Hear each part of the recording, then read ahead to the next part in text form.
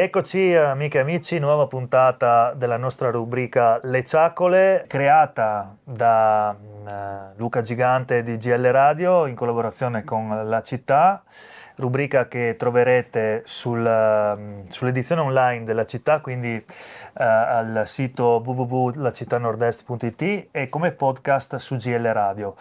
La rubrica è in collaborazione con Creavidea, che cura la parte tecnica.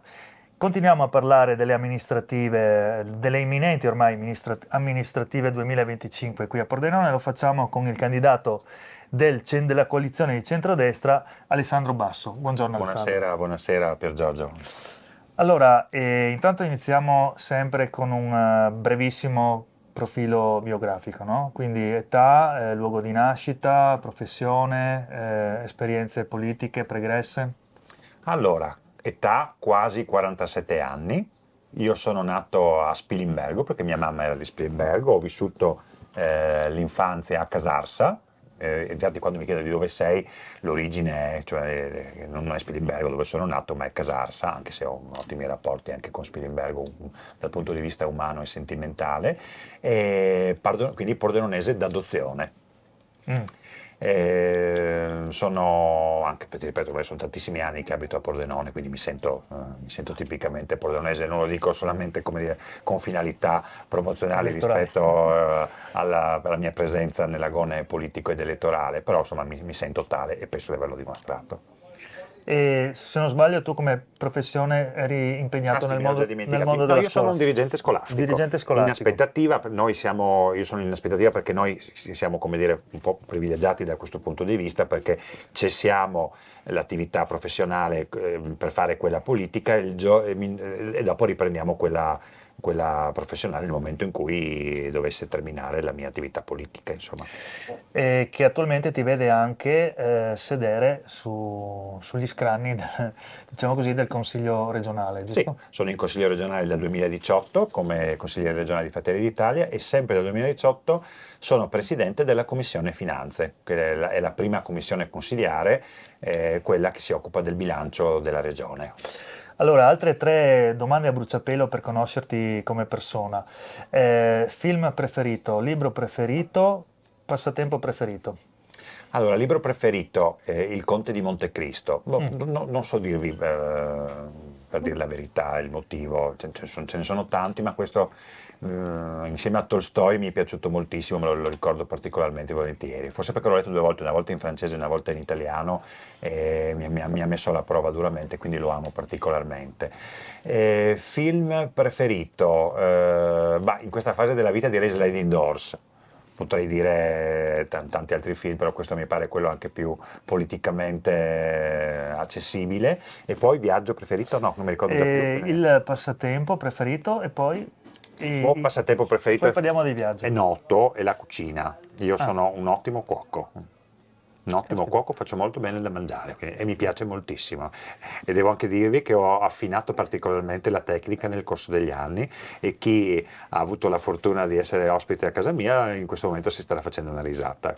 Quindi potresti quasi lanciare, che ne so, magari una scommessa o qualcosa del genere, se in caso di vittoria potresti invitarci tutti a cena. Allora, vi spoilerò 2 cose, una cosa che forse non ho mai detto. Allora, intanto Cristina Mirante, la mia amica e collega di partito Cristina Mirante, mi ha fregato sul tempo perché ha pubblicato un libro di cucina come edizioni Biblioteca dell'Immagine, senza fare non ci eravamo preparati da questo punto di vista, ma è anche il mio editore e quindi mi ha un po' fregato, nel senso che io ho in fieri, anzi quasi in ultimazione, un libro di cucina da diverso tempo e volevo terminarlo per la campagna elettorale, adesso senza infingimenti perché era bello presentarlo, però quella volta Cristina mi è uscita col libro Primavera, si intitola così se non ricordo male, proprio, che parla della cucina, allora sembrava quasi un po' una ripetizione, quindi ce l'ho lì nel cassetto, ne ho 2.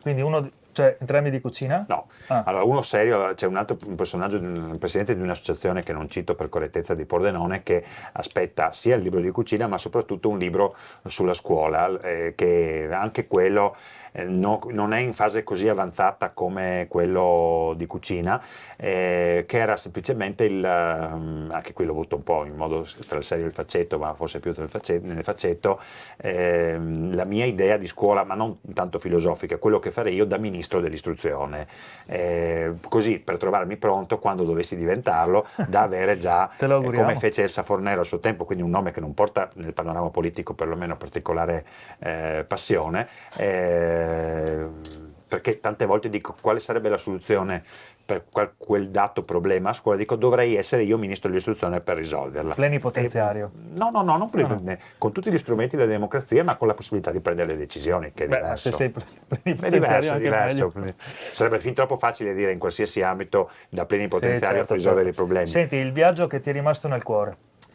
Giappone. Ah, Io nella mia prima parte della vita, quella diciamo adulta, non quella da ragazzo dove non avevo la possibilità di farlo, ho viaggiato moltissimo. Un viaggio in assoluto che mi è piaciuto tanto, mi era preso il trip dell'Asia, però il Giappone sicuramente per vari motivi, potrei dire la crociera sul Nilo per altri, come proprio originalità del viaggio, il Vietnam per alcune suggestioni, però il viaggio in Giappone complessivamente tanta roba. senti, So di parlare con una persona che qualcosa capisce, beh, insomma, insomma, soprattutto per quanto riguarda l'Asia e il sud-est asiatico, anch'io sì, ho una tutta la passione. vita. E senti, veniamo nel concreto, no? Le prime tre azioni che metteresti in atto, le tre priorità che metteresti in atto se diventassi sindaco di Pordenone.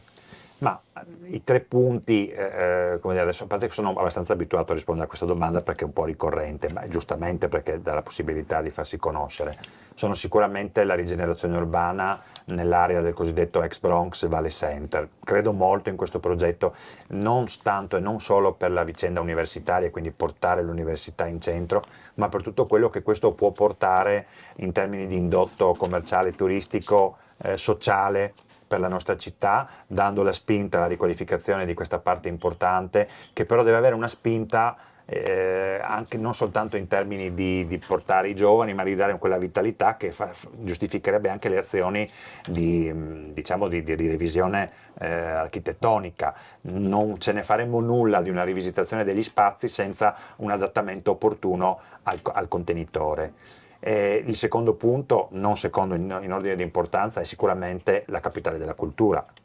È il grande progetto in cui Pordenone è imbarcata e speriamo nei prossimi giorni di poter dire imbarcata in termini proattivi verso questo grandioso 2027 e sono Ecco, ma estremamente facendo fiducioso. tutti i gesti apotropaici possibili e immaginabili, no? Tutti gli scongiuri, ma se non dovesse andare in porto questa candidatura, il progetto che è stato realizzato per la stessa potrebbe essere in qualche modo comunque, potrebbe essere comunque concretizzato almeno in parte o no? Io direi proprio di sì, perché non potremmo permetterci di buttare alle ortiche il lavoro di tantissime persone, gli investimenti fatti in termini di risorse umane e non solo, anche strumentali, per arrivare alla redazione di questo progetto. Dobbiamo far presente, dato che abbiamo il tempo di farlo in questa occasione, che il fascicolo di candidatura di Pordenone capitale della cultura non è un mezzo per far venire turisticamente, anche se è importantissimo, le persone a Pordenone o per promuovere le Pordenone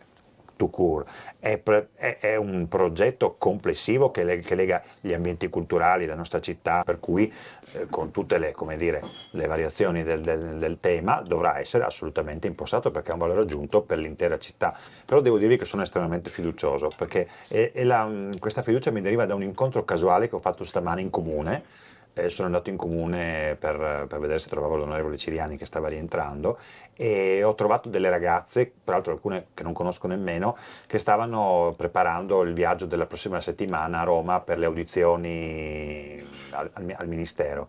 Ed erano particolarmente coinvolte nel fatto che ci sono alcuni particolari, ovviamente non posso svelare quali perché ho cercato di non farmeli dire, sono talmente originali da rendere veramente molto bello il nostro progetto e quindi secondo me ce la giochiamo davvero. Sarebbe una grande delusione non poter vincere questa candidatura, però sono estremamente fiducioso e dovremo gestire eventualmente la fase successiva. Quindi allora, rigenerazione urbana, Pordenone capitale della cultura, il terzo punto? Consorzio industriale. Il consorzio industriale è una grande ambizione della nostra terra, della nostra città, perché Pordenone non ha un consorzio industriale e questo non significa dare alla città come dire, un baraccone o una nuova struttura o un poltronificio come volgarmente, e vado a prevenire le critiche, ma significa dare una sovrastruttura che possa mettere insieme le grandi potenzialità da un lato, la natura avvolgente dell'interporto rispetto alla progettualità futura, quindi logistica, quindi trasporto delle merci su rotaia e la possibilità di sviluppo di ulteriori opportunità anche guardando dal Friuli Venezia Giulia verso il Veneto. Quindi non un doppione di Confindustria, ma una cosa più operativa e meno politica. Confindustria ha la sua storia, la sua origine e sarà sicuramente parte integrante e protagonista del progetto del consorzio industriale. Le due cose non sono assolutamente in competizione, anzi Confindustria con il proprio know-how, con il proprio modus operandi deve essere uno dei protagonisti per fare in modo che questo consorzio diventi operativo, e la regione, dato che attualmente ricopre il ruolo di consigliere regionale, è pronta a fare la sua parte all'interno di un accordo di programma con il territorio per lo sviluppo delle potenzialità in termini di attività produttive e soprattutto, mi permetto di dire, di infrastrutture. Ecco, restiamo nell'ambito, diciamo, in senso lato dell'economia, no? Vorrei affrontare con te un argomento particolare, perché in questo periodo storico, anche a Pordenone, il piccolo commercio, le piccole attività anche del terziario, parlo dal commerciante al dettaglio, dal negoziante al dettaglio alle palestre, si trovano spesso schiacciate dalla presenza di grandi catene di franchising e di multinazionali. Eventualmente l'amministrazione comunale da te retta, come potrebbe come dire, aiutare queste piccole realtà? Io credo che su questo tema, sul tema del commercio, della desertificazione e dell'ulteriore sviluppo che il commercio sta avendo sotto altre forme, sia la vera sfida da questo punto di vista, perché che cosa sta accadendo? Fino a pochi anni fa la politica si è confrontata con la grande distribuzione, facendo scelte che possono essere giuste o non giuste, penso al Meduna, all'emisfero e a tutto quello che ne deriva. Però allo stesso tempo immediatamente la sfida della grande distribuzione è stata superata dalla sfida, complice il Covid probabilmente, dalla sfida del commercio online. E quindi i grandi gruppi, penso non si possano citare pubblicamente, che hanno veramente sotterrato grandi forme, grandi fette di competizione in ambito commerciale, e quindi adesso il compito della politica è quello di mettere a disposizione del settore, assieme ai tavoli di lavoro e assieme a tutte le opportunità che anche la nuova legge sul commercio regionale andrà a scrivere, perché è evidente che la regione è pronta attraverso l'assessorato alle attività produttive ad andare a scrivere una nuova legge sul commercio, proprio per andare a sviluppare quelle forme di aiuto. Quando parlo di aiuto non parlo di bonus, per intenderci, ma di iniziative e quindi penso, intanto abbiamo parlato fino adesso di capitale della cultura, quindi a tutte le iniziative che la città può dare per sviluppare il commercio e il giro delle persone, da un lato verso i negozi di prossimità, da un lato verso anche il trovare quelle che sono le forme più moderne per sviluppare la presenza dei cittadini all'interno delle attività commerciali, penso alle app, penso a quei bandi che l'amministrazione comunale nell'ambito delle proprie competenze può sviluppare per favorire l'utilizzo di locali sfitti, piuttosto che renderli più appetibili, piuttosto che creare insomma un codice di comportamento dei Deor ulteriore che non è visto solo come una lettura estetica, ma proprio di vera e propria competizione. Penso sia questo la risposta, e anche una risposta di ampliamento di quella che è la gamma dei servizi che devono essere erogati. Ad esempio, se io fossi un imprenditore in questo momento svilupperei un'idea commerciale legata al trasporto delle persone, perché non so se anche a te, mi pare che ci diamo del tour, se anche a te capita di andare al bar in questo periodo, la cosa che i miei amici mi dicono è non vengo a cena, oppure andiamo a cena là, sì, però dobbiamo stare attenti perché certo, si è irrigidito il codice della strada. strada. Ecco, io fossi Questa è un'ottima idea. come dire, fossi un'impresa in questo momento studierei, e la parte pubblica farà la sua parte da questo punto di vista, incentivando i bus a chiamata, incentivando, secondo appunto le competenze e anche la correttezza del mercato, quello che può essere sviluppato. Quindi bisogna pensare a nuove formule per far sì che la desertificazione si Questa è perda. un'ottima idea, e penso che anche il nostro padrone di casa, Antonio Mazzucchin, che ci ospita qui alle Ciacole, potrebbe accogliere favorevolmente una proposta di questo tipo, perché è un problema sentito soprattutto sentitissimo. dalla ristorazione, dai bar, dai ristoranti. E dalla nostra generazione, Pier Giorgio, perché i ragazzi sono molto più abituati e sono stati fortunatamente cresciuti. Noi diamo sempre ai ragazzi una lettura negativa. In realtà la generazione dei ventenni ha una marcia in più rispetto alla nostra, rispetto all'utilizzo dell'auto, la responsabilità, loro si dividono, uno guida e quindi non beve, e gli altri possono, come dire, divertirsi un po' di più, dopo hanno tutti gli altri difetti dei giovani, però in questo caso sono più bravi di noi, e quindi noi dobbiamo pensare a questo aspetto, perché non dobbiamo rimanere a casa, dobbiamo poter andare a cena e poterlo fare anche con la serenità, e quindi creando, anche in questo caso mi permetto di dire forse banalmente, un'iniziativa di sviluppo ulteriore. Una domanda un po' pepatella, un po' scomoda, no? C'è qualcosa che non condividi nell'operato dell'amministrazione uscente, o c'è qualcosa che andrebbe corretto secondo te? Ma guarda, questa domanda sono abituato perché me la stanno facendo un po' tutti i giornalisti, e devo dire la verità, io non vedo il motivo per cui debbano essere comparate. Noi abbiamo un impianto di programma elettorale che è basato sulla continuità, cambiando tutto quello che è necessario cambiare e modificando. La città è una continua evoluzione.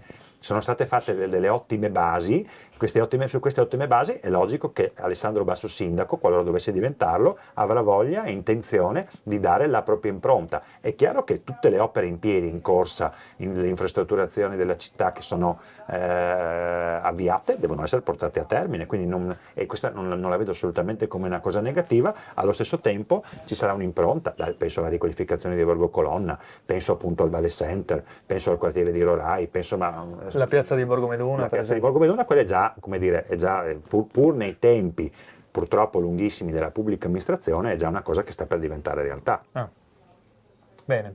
E lasciamo un attimo la cronaca, ti faccio un'altra domanda che ho fatto anche agli altri. Il tuo modello di riferimento, andando a pescare nella storia, il tuo modello di riferimento come statista, come uomo politico? Ma se penso ai grandi nomi, potrei citare Churchill, ma insomma non ho ambizione di diventare, Ti assomiglia anche un po'. Churchill. Ecco, già dirmi che assomiglio a Churchill, voglio dire. A parte, Ho anche perso qualche chilo, non è gentilissimo nei miei confronti. Detto questo, pensavo una cosa. Aspetta, attenzione, voglio dire come carisma, come non, meno male. non proprio non come estetica in senso stretto. Diciamo che sa come recuperare. Non avendo ambizione di diventare come Churchill, penso quando mi è stato chiesto, quando abbiamo analizzato la mia candidatura, ho pensato che cosa potresti fare di buono, non tanto in concreto quanto in termini di aspirazione ideale. Che il mio nome possa venire un giorno associato a quello di Sergio Bolzonello, a quello di Alvaro Cardini e di Alessandro Ciriani, devo dire mi dà una grande soddisfazione. Quindi abbiamo nominato 3 nomi di varia gamma e varia estrazione politica ai quali mi piacerebbe ambire, ciascuno per la propria parte. Bene, e chiudiamo con che augurio faresti alla città di Pordenone? Ma ne farei 2. Uno, di vincere le sfide legate ai giovani e agli anziani, perché questi 2 temi possono rappresentare il collante trasversale per tutto. E il secondo, molto più pratico e concreto, proprio capitale della cultura. Bene, e siamo arrivati alla fine anche di questa puntata. Ringrazio Alessandro Basso, candidato del centrodestra. Grazie a voi. E dalle Ciacole è tutto, alla prossima. Ciao.